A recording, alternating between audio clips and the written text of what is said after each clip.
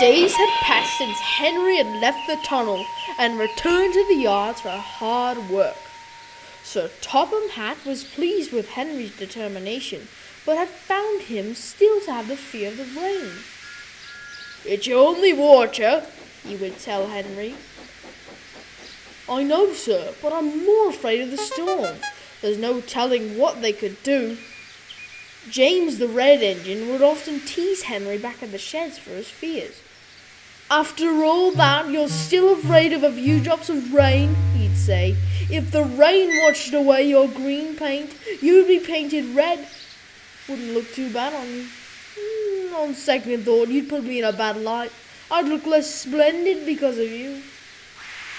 "Say what you will," said Henry, "but one storm can cause massive confusion and delay." James just scoffed smugly. "Please, no rain is going to keep me from doing my job." Then puffed away to collect the express. The other engines, including Gordon, were unamused. Later, the weather worsened. Rain was beginning to come down.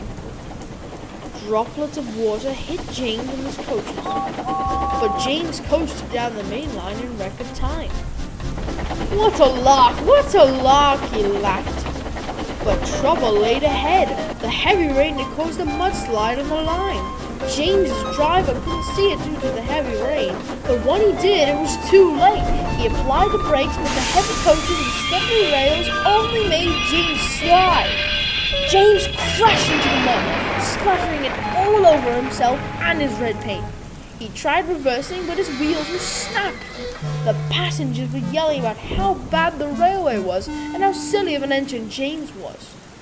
From the dry comfort of their coaches, of course.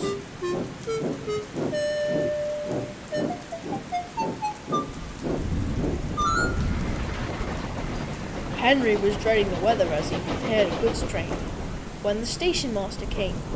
"James and the express are stuck. We need you to go the rest of the way." "Come on, old boy," said his driver. "We can't let the storm keep these passengers stranded." Reluctantly, Henry set off.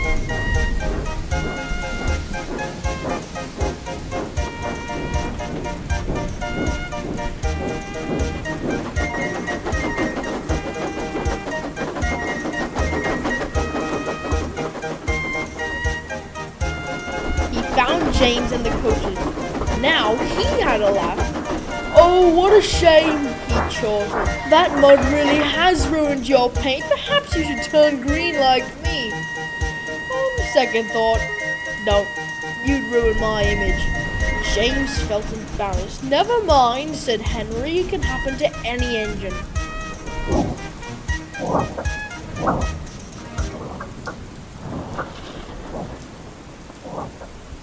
Soon enough, Henry pulled James out of the mud and took him and the coaches down the main line. Together they braved through the stormy weather, all the way to the last station.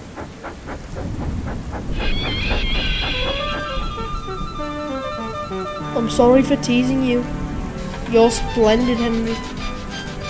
"Oh, it's all right," smiled Henry. "I'm just happy that even on stormy days, I can still be really useful."